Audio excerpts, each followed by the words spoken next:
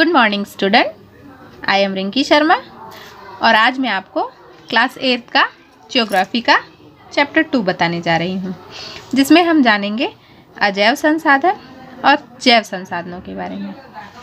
अजैव संसाधनों के अंतर्गत आते हैं भूमि, मृदा, जल, और वहीं जैव संसाधनों के अंतर्गत आते हैं प्राकृतिक वनस्पति और वन्य जीवन संसाधन। इसमें सबसे पहले हम भूमि को देखेंगे। क्या होती है भूमि? भूमि पृथ्वी की ठोस सतह को कहते हैं जो स्थायी रूप से पानी नहीं होता। विश्व की 90% जनसंख्या भूमि क्षेत्र के 30% भाग पर ही रहती है। शेष 70% भूमि पर या तो विरल जनसंख्या है या वह निर्जन है। बच्चों, इसे हम डायग्राम के जरिए भी समझ सकते हैं। देखिए, यहाँ पे मैंने एक पृथ्वी का एक ऐसी सिंबल बनाया है जिसकी 90% जनसंख्या 30% भूभाग पर रहती है, यहाँ आप देख सकते हैं, और बाकी जो 70% भूभाग है यहाँ 10% जनसंख्या निवास करती है। अब आगे हम देखेंगे बच्चों, मुख्यतः भूमि और जलवायु के भिन्न भिन्न लक्षणों के कारण विश्व के विभिन्न भागों में जनसंख्या का वितरण असमान पाया जाता है। जैसे कुछ क्षेत्रों में ज़्यादा जनसंख्या करती है क्योंकि वहाँ की भूमि उपजाऊ रहती है, वहाँ खेती की योग्य अच्छी भूमि रहती है, इसलिए वहाँ ज़्यादा जनसंख्या निवास करती है। और कुछ स्थानों पे आबादी कम होती है क्योंकि वहाँ पे रहन सहन की ज़्यादा सुविधाएं नहीं होती हैं। अब हम देखेंगे भूमि का उपयोग। भूमि उपयोग पृथ्वी के किसी क्षेत्र का मनुष्य द्वारा उपयोग को सूचित करता है। सामान्यतः जमीन के हिस्से पर होने वाले आर्थिक क्रियाकलाप को सूचित करते हुए उसे वन, भूमि, कृषि, परती, चरागाह इत्यादि वर्गों में बांटा जाता है। भूमि का उपयोग फसलों के उत्पादन के लिए मुख्य रूप से किया जाता है। तो बच्चों, आपको समझ में आया भूमि उपयोग हम कैसे कर सकते हैं। इसके आगे हम देखेंगे भूमि संसाधन का संरक्षण। मिट्टी एक अमूल्य संसाधन है जिसका उपयोग विवेकपूर्ण ढंग से किया जाना चाहिए। कृषि कार्यों के लिए उपयुक्त मृदाओं पर ही खेती करनी चाहिए, न कि निर्माण कार्य। यहाँ पे ये समझने लायक है बच्चों, जैसे कोई भी भूमि उपजाऊ है तो हम उसे निर्माण कार्य के लिए प्रयोग न करें, उसे हम खेती के लिए उपयोग करें ताकि वहाँ अच्छी फसल हो सके और वो हमारे कार्य में आ सके। अब हम जानेंगे मृदा के बारे में। पृथ्वी के पृष्ठ पर दानेदार कणों के आवरण की पतली परत मृदा कहलाती है। यह भूमि से निकटता से जुड़ी हुई है। स्थल रूप मृदा के प्रकार को निर्धारित करते हैं।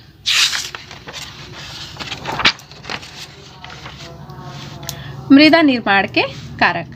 यहाँ हम देखेंगे मृदा निर्माण के कारक।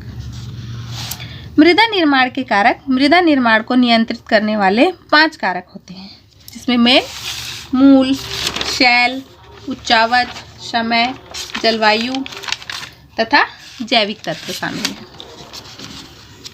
अब हम देखेंगे मृदा का निम्नीकरण और संरक्षण के उपाय। मृदा का निम्नीकरण और संरक्षण के उपाय के अंतर्गत हम कैसे मृदा का निम्नीकरण और संरक्षण कर सकते हैं। पहला, वन रोपण करके, चारागाहों के उचित प्रबंधन तथा पशुचर नियंत्रित करके, पेड़ों की रक्षक मेखला बनाकर, मिट्टी का वायु तथा जल से अपरदन रोका जा सकता है, और रेतीले टीलों को कांटेदार झाड़ियाँ लगाकर स्थिर बनाकर। इस तरह हम मृदा का निम्नीकरण और संरक्षण कर सकते हैं। तो बच्चों, यहाँ आपको ये समझ में आया कि हम कैसे संरक्षण कर सकते हैं मृदा का। अब आगे हम देखेंगे जल के बारे में। जल एक महत्वपूर्ण नवीनीकरण प्राकृतिक संसाधन है। भूपृष्ठ का 3/4 भाग जल से ढका हुआ है, इसीलिए इसे जल ग्रहण करना उपयुक्त होगा, क्योंकि पृथ्वी पे आधे प्रतिशत जली जल भरा हुआ है। जल की उपलब्धता की समस्याएं। जल ही जीवन है। आप सभी जानते हैं बच्चों, जल हम लोग के लिए कितना इम्पोर्टेंट है। सबसे पहले हम जल के बिना जीवित नहीं रह सकते, है ना। तो हमें ये चाहिए कि हम जल को ज़्यादा से ज़्यादा बचा कर रखें, है ना। जल ही जीवन का आधार है और यदि हमें जीवन को बचाना है तो जल संरक्षण और संचय के उपाय करने ही होंगे। जल की उपलब्धता घट रही है और मारामारी बढ़ रही है।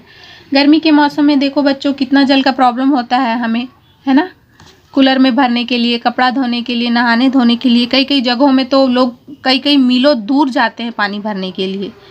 गांव जैसे में, गांव हो गया, शहरों में तो उतनी समस्याएं नहीं होती हैं, लेकिन गांव तरफ में बहुत परेशानी होती है जल की। इसलिए हमें चाहिए कि हम अपने जल को वेस्ट ना करें और उसे संचय करके रखें। जल संसाधनों का संरक्षण। जल संसाधनों के संरक्षण को हम निम्नलिखित बिंदुओं द्वारा समझ सकते हैं बच्चों। जैसे नलकूपों द्वारा, गड्ढे खोदकर, खाई बनाकर, रिसाव tank, surface run of harvesting के द्वारा, roof top rain water harvesting के द्वारा। वास्तव में यह आज की ज़रूरत है कि हम वर्षा का जल पूर्ण रूप से संचय करें। हमें यह ध्यान रखना होगा कि वर्षा की एक भी बूंद व्यर्थ न जाए, ताकि हम जल का सदुपयोग कर सकें।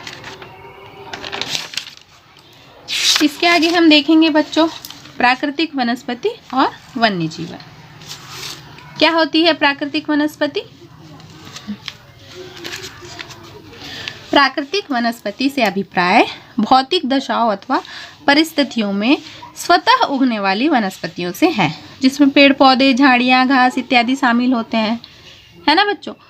घास वास देखो कहीं भी पानी वानी वाली जगह में अपने आप उगाती है घासें, है ना। वहाँ छोटी छोटी झाड़ियाँ नाली के बाजू में या कहीं भी जहाँ जल का उचित प्रबंध है, वहाँ साइड में किनारे किनारे अपने आप से झाड़ियाँ उगाती हैं, तो उसे हम प्राकृतिक वनस्पति कहेंगे। दूसरा है वन्य जीवन संरक्षण। प्राकृतिक वनस्पति और वन्य जीवन संरक्षण। बढ़ती आबादी की ज़रूरतों को पूरा करने के लिए दुनिया भर में वनों की कटाई हो रही है। वनों की कटाई से हमें कितना नुकसान होता है आप लोगों को तो पता है बच्चों। पर्यावरण के क्षेत्र में प्राकृतिक संतुलन को बनाए रखने के लिए पूरे मानव समुदाय हेतु वन बहुत आवश्यक है।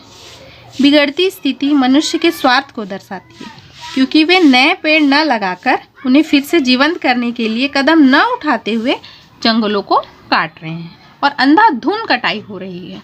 लोग पेड़ लगाना नहीं चाह रहे, लेकिन काटने के लिए, अपने स्वार्थ के लिए, उन्हें काटने के लिए बहुत ज़्यादा तत्पर रहते हैं। राष्ट्रीय वन्य जीवन कार्य योजना वन्य जीवन संरक्षण के लिए कार्यनीति, कार्यक्रम और परियोजना की रूपरेखा प्रस्तुत करती है। भारतीय वन्य जीवन बोर्ड, जिसके अध्यक्ष प्रधानमंत्री होते हैं। ठीक है बच्चों, समझ में आया आप लोगों को?